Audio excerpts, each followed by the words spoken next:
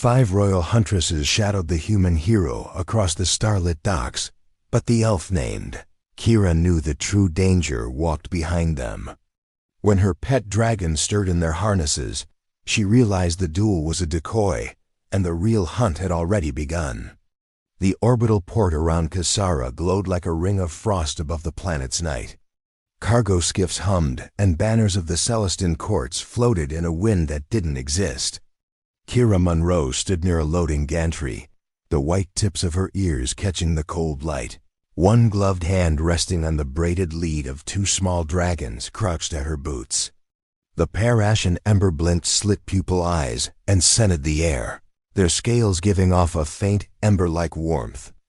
They were no larger than long hounds, but their bones were grown from carbon lattice, their lungs modified for thin atmospheres, their loyalty stitched deeper than nerves. Kira had traveled a long way to avoid the royal huntresses. That was what made their presence here so strange. She spotted them first by the way people moved out of their path, 5 women in midnight armor done with silver runes, faces bare and beautiful and remote. Their boots were silent. Their eyes were not. Eyes like mirrored glass that remembered everything. Ash lifted his head and let out a dry trill. Ember pressed closer to Kira's calf. "I see them," Kira whispered, though she never looked straight at the hunters. She watched reflections instead, shields in a vendor's stall, the mirrored hull of a courier, a child's dropped spoon. At the edge of the docks, the human waited. He stood with an ease that read as arrogance to those who didn't know him. Kira did not know him, but she recognized the posture of someone who had chosen his ground and had no plans to give it up. His name, whispered along the girders, was Dane Mercer. He was the one the huntresses wanted to humble in a clean ritual duel. He was also, if rumor held, the reason Kira had not been arrested for a crime she hadn't yet committed. It was not that he protected her. He simply distracted the entire ring. The duel field stretched between a maintenance tower and the open view of Kasara. Nets of light marked boundaries. Proximity drones hung like frost motes, ready to adjudicate every step. The 5 huntresses fanned in a crescent, each carrying a different weapon, a staff-thin rifle, a ribbon blade that could stiffen to spear, a prismatic shield, a chain of star steel, and a hooked knife bright as a comet's tooth. Kira drew a slow breath. The rules allowed 5 against 1. That made sense when the one was human. Humans moved in ways the courts did not predict. It was why Kira had learned their language first and their myth second. It was why she had named her dragons in a tongue the courts considered crude and alive. A chime sounded. The drones lit amber. The duel began. The huntresses did not waste time. Selene Hart, the one with the ribbon blade, flicked her wrist, and the flexible metal sang into form. Aurora Vale leveled the rifle. Taryn Blake moved with the chain. Alara Cross brought the prismatic shield up. Maris Quinn angled the knife to the lights like she meant to cut the drones themselves. Dane shifted 1 foot, not even a step, and the ring of observers drew closer, pulled by curiosity and the cheap thrill of seeing a legend corrected. Kira did not move. She watched his hands. He carried no visible weapon. The first shots were not lethal. The courts prized spectacle and restraint. Aurora's rifle sent a fan of ionized streaks, meant to trap his balance. Dane leaned away from the angles like he had choreographed the beams himself. The chain hissed past his shoulder and wrapped a drone. Taryn yanked, correcting mid-flight, but the human had already twisted, using the drone's drag to pivot. In the same motion, he stepped inside Selene's reach, tapped the ribbon blade flat, and spun it harmlessly to the floor, as if guiding a falling branch. He was not fast the way speed is usually seen. He was exact. Every gesture wasted nothing, and the nothing he did became a wall. The crowd murmured. The huntresses adapted. The prismatic shield flashed, refracting light into hard panes. Alara tried to pen him, but he slipped past the edge, shoulders turned, and the knife that came for his ribs met only air. Kira felt a pulse under her palm. It had nothing to do with the duel. Ash's scales lifted. Ember's tongue flicked, tasting something metallic, something old. Kira glanced past the duel field to the underdocks, those shadowed corridors where coolant fog rolled and the station's skeleton slept. She saw nothing. She saw only the way the dock workers had begun to move with a stiffness that meant orders. The way the nearest exit lights blinked not green but white. A quiet code. Someone else was here, and the Huntresses either did not know or did not care. "Easy," Kira murmured to the dragons. "Hold." Dane slid under the chain and caught it with his forearm, let it wrap once, then used Turin's own weight to pull her forward. He didn't strike. He guided. He let her momentum take her past, and when Aurora fired again closer now, the fan a tighter cone, Dane lifted the caught chain and let the energy stitch into the star steel, grounding the crackle harmlessly into the deck. The crowd gasped. The drones flared green, recognizing a legal deflection. Maris tried for the opening with the hooked knife. Dane rocked back. The blade whispered across fabric, but didn't bite. He clicked his tongue once so soft Kira barely heard it, and his eyes cut, not to the knife but to the reflection on the shield's inner facet. He'd seen the angle no one else had. Human, Kira thought. She had expected excellence. She had not expected grace. A breath later, the duel shifted again, except not on the field. Somewhere in the underdocks, metal boomed like a hollow drum. The sound arrived with a ripple in the air, a pressure that made Kira's teeth ache. Ash barked, a spark smoldering between pointed teeth. Ember answered with a thin thread of smoke that curled and vanished. Kira lifted her gaze to the spine of the ring where the banners hung. One of them shivered without a breeze. That was wrong. She looked at the Huntresses. None of them flinched at the sound. Either they hadn't heard it, or their orders told them to pretend. Ilara pressed with the shield. Dane used its edge to vault, landed on the far side, and reached for nothing only to pull a hidden baton from a seam in the floor. It extended with a soft sigh.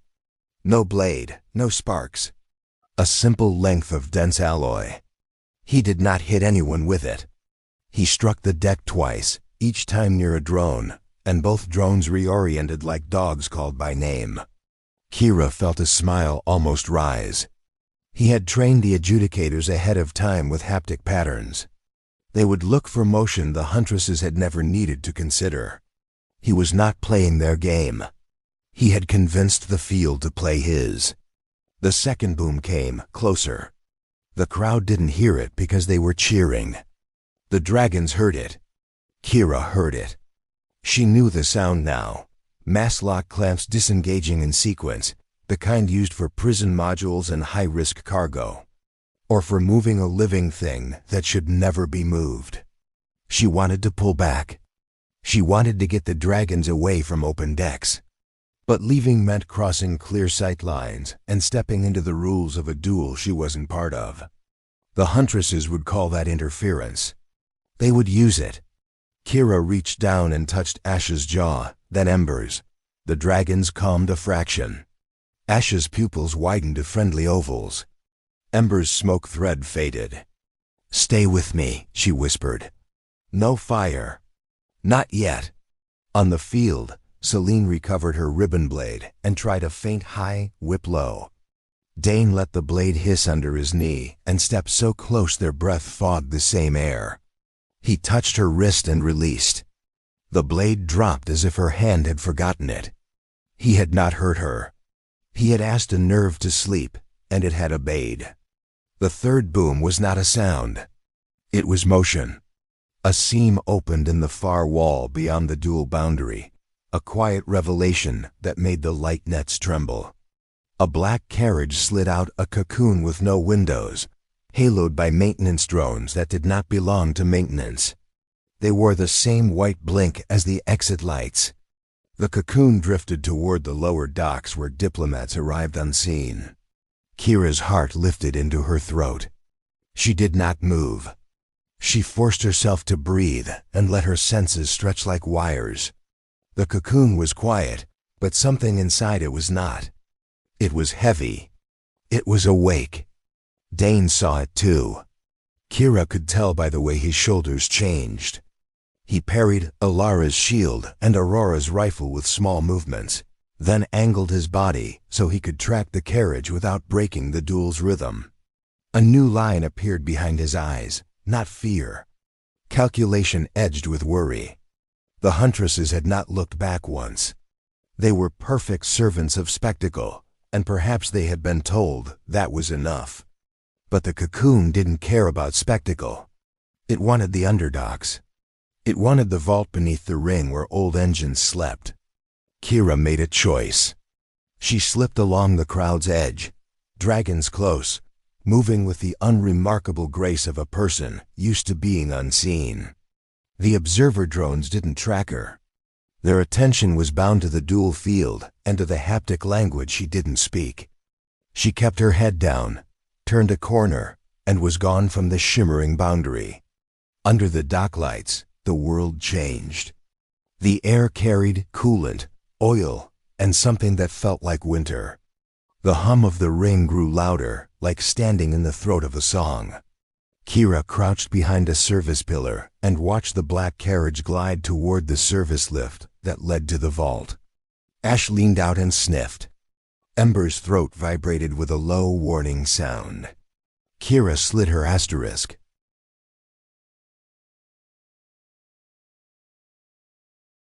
The lift rose with a sound like a blade being drawn across the sky. Dane Mercer felt the vibration through the deck, faint and familiar, the resonance of machinery he'd worked with before. Only one kind of unit made that pitch, a secure containment cradle, the kind used to move weapons that could think. He hadn't come to Kasara's orbital ring to fight Huntresses, not really. The duel was a cover, and now the true reason for his presence was unfolding beneath the metal. He parried another chain strike from Taran, deflecting her momentum with casual precision. Every move served two purposes, performance and distraction. But when the masked figure stepped out from the shadows below the observation deck, even Dane's rhythm faltered. He caught the chain midair, released it before anyone noticed his hesitation, and turned the motion into a smooth spin that sent his baton crackling against a drone shell. The audience roared, thinking it part of the show. Only Kira, down in the underdogs, understood what had arrived. Kira pressed her back to the chilled pillar as the masked figure paused before the carriage. The air shimmered with a whispering energy, something old and patient. Her dragons crouched low, claws digging shallow furrows in the metal. Ember's chest expanded once, then froze mid-breath as if the air itself had become a heavy dot. The mask tilted upward, sensing the duel. Kira's stomach turned over. That wasn't a person. Or if it wasn't any more. It moved like fog caught in gravity's pull, gliding toward the lift without sound. The drones around it adjusted formation, their lights turning steady white. That meant override protocol. Someone with high command had authorized this movement, and yet no public feed showed it. The Huntresses didn't look down. The spectators above were blind to everything beneath the deck. Kira clenched her jaw. She had lived long enough among humans to trust her instincts, and they screamed at her now. "Ash," she whispered. "Track it." The male dragon crept forward, his body hugging the floor. His scales dulled their shine, mimicking the dull gray around them. Ember stayed close to Kira's leg, head angled to the lift. When the masked being reached the center of the platform, the dragons froze. Kira caught a scent then, ancient iron and stormwater, and her mind filled with a memory. She had never lived. Fields burning blue under twin moons. Voices in a language her ancestors swore to forget. The courts had banished that power ages ago, before her kind crossed stars. And yet it stood there, silent, like the past had climbed out of its own grave. Her heart thudded once. Then again, she turned her gaze upward through the grated walkway toward the duel field above. Dane had finished the fight in everything but ceremony. The Huntresses were slowing, their perfect unity faltering as realization crept through their movements. They couldn't touch him. Every exchange ended with them off balance, forced to retreat. It wasn't humiliation, it was revelation. The kind that shattered pride quietly. Dane feigned another sweep and pivoted, his back briefly to the viewing rail. His eyes flicked downward for the first time. Kira met them. For a heartbeat, they saw each other across layers of metal and light. She didn't need to speak. The urgency in her stare was enough. Dane's expression didn't change, but his next motion broke pattern. Instead of finishing the duel, he disengaged entirely, stepping back from the glowing perimeter. The Huntresses froze, confused, as the drone signaled a pause. The crowd murmured. Was it over? Was it victory? The rules didn't say, "Your duel isn't finished," Selene hissed, lowering her ribbon blade slightly. "It's finished enough," Dane said, voice calm but low. "Something else is starting." Before anyone could respond, the deck shuddered. The lift beneath them began to rise, and a vertical seam of light opened near the boundary's edge. The cocoon carriage emerged, followed by the masked figure. The moment it crossed into view, the Huntress's armor flared with automatic sigils. Defensive glyphs shimmered across their suit symbols of the Celestine courts, reacting to an old, forbidden signature. Aurora's rifle powered up with an involuntary whine. "That's not possible," she breathed. "That code was purged centuries ago." Dane didn't answer. He stepped forward, baton lowered, eyes locked on the mask. The air around the figure bent faintly, as though reality refused to touch it. A voice followed, soft, layered, neither male nor female. "Human champion," it said. "Your kind meddles again where memory sleeps." The audience couldn't hear it. Only those within the dual field felt the resonance in their bones. The drones flickered, confused by contradictory command streams. Keira climbed up one of the maintenance ladders, keeping to shadows, her dragons close behind. She needed proximity. She needed to understand what the mask being wanted before everything spiraled. Ash's wings quivered in suppressed tension, whispering against metal like folded knives. On the deck, Dane spoke quietly. "You're not supposed to be here. The vault is sealed." "It was," the figure replied, "until your duel opened the locks." Selene turned on him, fury breaking her composure. "What did you do?" "Nothing," Dane said, though his gaze flicked toward the nearest drone. "Your overseers rigged this place before we ever set foot on it." Kira reached the railing just as the figure stepped fully into the light. The mask caught reflection porcelain smooth, carved with faint tear streaks. Beneath its edges glowed faint blue veins of energy that pulsed with a rhythm, disturbingly close to a heartbeat. Then it looked directly at Kira. She felt the weight of entire histories behind that stare. The dragons hissed, both crouching low, but the figure only tilted its head, curious, like someone recognizing a name in an old song. "You carry what was broken," it said to her. "Two hearts of flame and one of silence." Kira's voice shook. "You shouldn't know that." "I know what endures," the being replied. The Huntresses formed a line, weapons raised, every rune on their armor now burning bright. "Identify yourself," Ilara demanded, "or be contained under royal protocol." The masked head turned slightly, almost in amusement. "Containment," it whispered. "You never learned, did you? Still hunting the wrong prey." The deck lights dimmed. The audience's cheering faltered as the public screens glitched. A pulse rolled outward like thunder underwater. One by one, the drones fell from the air, their lights extinguished. The duel was over. The game was gone. Kira's dragons reacted first. Ash lunged forward, wings snapping open. Ember reared, throat glowing with stored plasma. Kira raised a hand, no. But the figure had already moved. It crossed the distance between them and the Huntresses faster than perception. its cloak sweeping like liquid shadow. Selene struck with her blade, but the edge meant nothing. The figure brushed her shoulder, and the armor there crystallized into stillness frozen mid-motion. One touch, one impossible technology, and the proud huntress fell sideways, alive but locked in her own suit. The others fired in desperation. Blue arcs, silver chains, kinetic bursts, all vanished into a rippling veil before they reached the target. Dane threw his baton aside and pulled a compact device from his belt, slamming it to the floor. A shockwave of static rippled outward, creating a sphere of resistance. For an instant, the mask's glow dimmed. "Kira!" he shouted without turning. "Get those dragons out of here!" She hesitated, torn between instinct and reason. The thing had called her by knowledge it shouldn't have had. It knew her dragon's origin projects buried under centuries of elf and human science. Leaving might mean losing answers she'd sought her entire life. The mask turned toward her again, as if hearing her thoughts. "Stay," it said gently. "You will see why the stars burn." Kira's breath caught. The words carried the same cadence as the ancient Oath of Union, the first human-elf treaty before the wars. "No one alive should know it. Who are you?"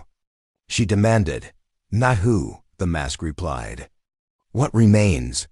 Then, with a motion too smooth to be natural, it raised its hand toward the dual field's center. Energy spiraled between its fingers, white, crystalline, silent. Dane stepped forward, defiant, standing between it and everyone else. "If you came for me," he said, "you'll have to earn it." The mask inclined slightly, almost in respect. "I came for the truth you buried." The energy pulsed. Kira's dragons leapt as one, intercepting the blast that followed. Light swallowed sound. The deck split in a perfect line. When the glow faded, the dual field was gone, replaced by a crater of scorched alloy and too small. Smoking forms curled protectively around a motionless human. Kira screamed. Ash stirred faintly, scales flickering dull gray. Ember's chest rose once, then stilled. The masked figure lowered its hand, whispering something too quiet to hear, and turned toward the vault door, now exposed beneath the wreckage. With a simple gesture, the ancient seals began to unlock. Kira fell to her knees, eyes on her dragons. Grief flooding through her veins like fire, and above the chaos, Dane Mercer opened his eyes. Pale light reflecting in their depths. Something inside him had changed. The silence that followed felt wrong, too perfect, too complete. The air hung heavy with the residue of energy discharge, tasting faintly of iron and ash. All around the crater, metal curled upward like frozen waves. The ring's artificial gravity stuttered once, then stabilized with a mechanical groan. Kira knelt beside her dragons. Ember's chest barely moved. Ash's eyes flickered open, glowing faint amber through soot. Their scales were cracked, small arcs of static leaping between the fissures. They had taken the brunt of a weapon older than both species' recorded history. She brushed trembling fingers over their heads, whispering their names. "Stay with me, both of you. Just stay." Above her, Dane Mercer rose. The human stood in the epicenter of the blast, untouched by the devastation. His jacket was torn, his hands unmarked. But his eyes burned with the same pale energy that had filled the mask's gesture moments before. Kira saw it at once. Not possession, not control, but resonance. Whatever force the masked entity had unleashed, Dane had absorbed part of it. The Huntresses, shaken but standing, regrouped near the edge of the field. Aurora's rifle hung useless at her side, the power cells fried. Taran and Alara pulled Selene free from the crystalline paralysis. Fragments of her armor fell away like glass dust. What in the stars was that? Taran whispered. "An echo," Dane said quietly. His voice had changed deeper, textured with a faint hum, like two tones speaking at once. Something that shouldn't have survived.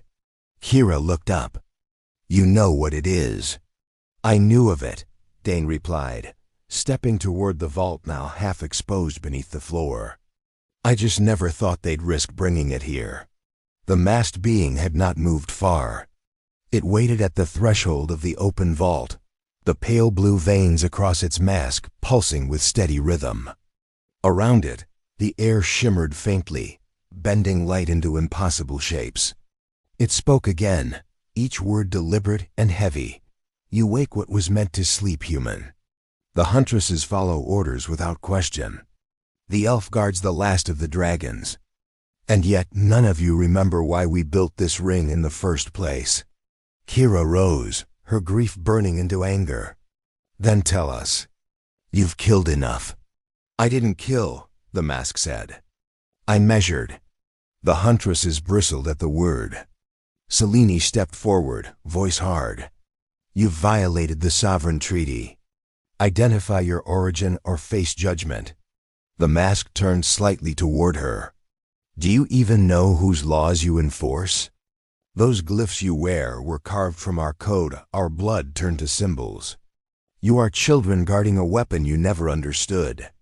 Dane walked closer.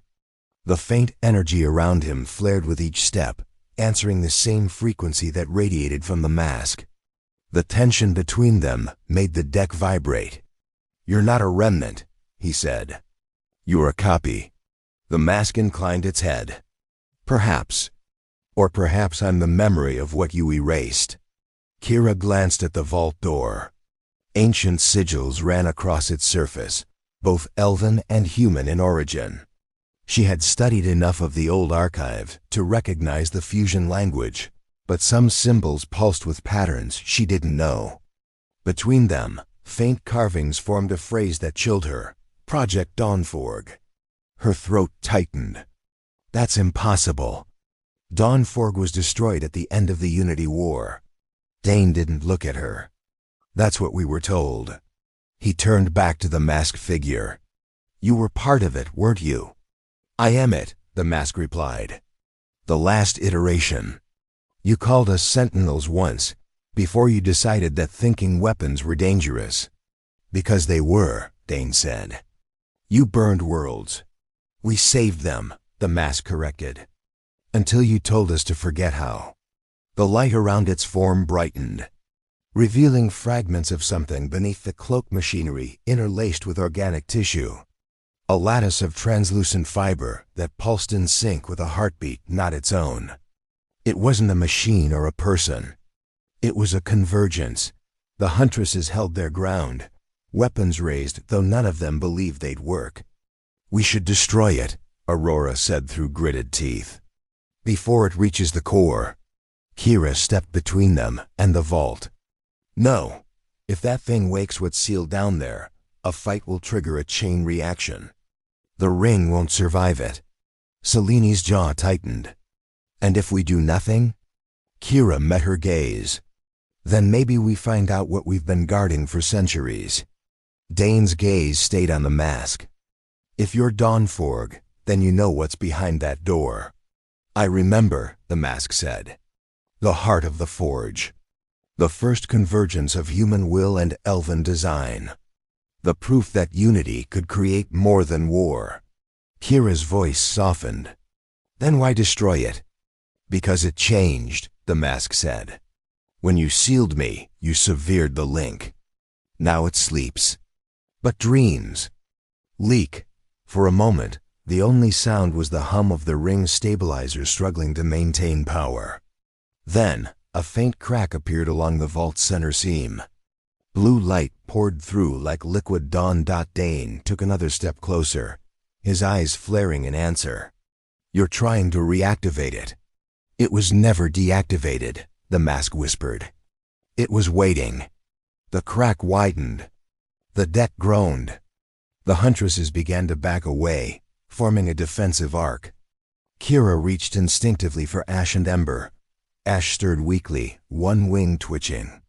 Ember's chest rose again, faint but steady. Relief hit her like oxygen.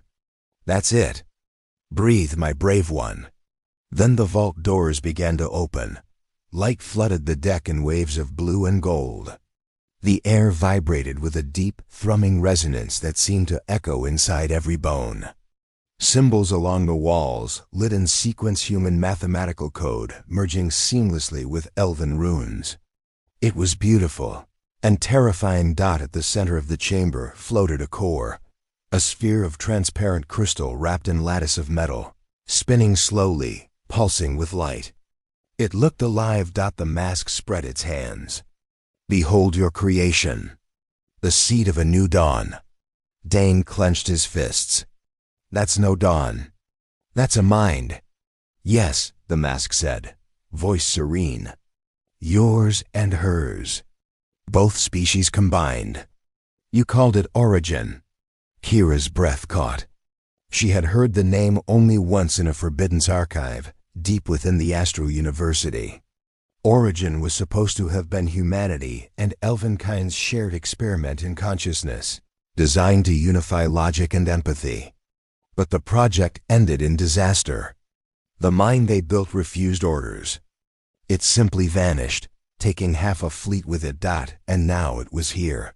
Why bring it back? She asked, barely whispering. Because you broke it, the mask said. And I was left to remember. The light from the core brightened, casting long shifting shadows. In its glow, Kira saw something: new faces.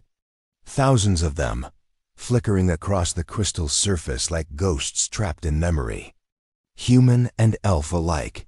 She stepped back, horrified. Those are souls. No, the mask said. They are choices. Dane turned toward Kira, eyes still glowing faintly. It's using echoes from the original link network, fragments of thought stored in the forge. The mask's voice grew distant, almost tender. We can finish what you started, human. What you began when you taught her people to dream beyond logic. Help me wake the forge. Help me remember. The air trembled again. The deck lights flickered once, twice, then steadied. Far beyond the observation deck, alarms began to wail through the ring's infrastructure. Kira's dragon stirred fully now, sensing the surge. Ember lifted her head and hissed, smoke curling from her jaws. Ash stood, limping slightly, wings flaring despite the damage. They were alive and angry. Kira rose to her full height, silver hair catching the glow. If that thing wakes fully, none of us survive, she said. You'll burn both our worlds all over again. The mask turned toward her. Perhaps that is what it takes to begin anew. Then, faster than sight, it vanished into the vault's heart, merging with the spinning core. The light surged violently, throwing everyone backward. Dane grabbed the nearest railing, shouting over the rising hum. Kira, the override. We need to seal it before the containment fails. She ran to the console near the edge of the vault, Ash and Ember following close. Symbols danced across the display, ancient code written in 2 languages that no one had read in centuries. She hesitated only a second, then began to type, fingers flying through the hybrid syntax. Behind her, Dane fought to keep the Huntresses from firing into the chamber. Don't shoot. You'll accelerate the collapse. But the light was already building.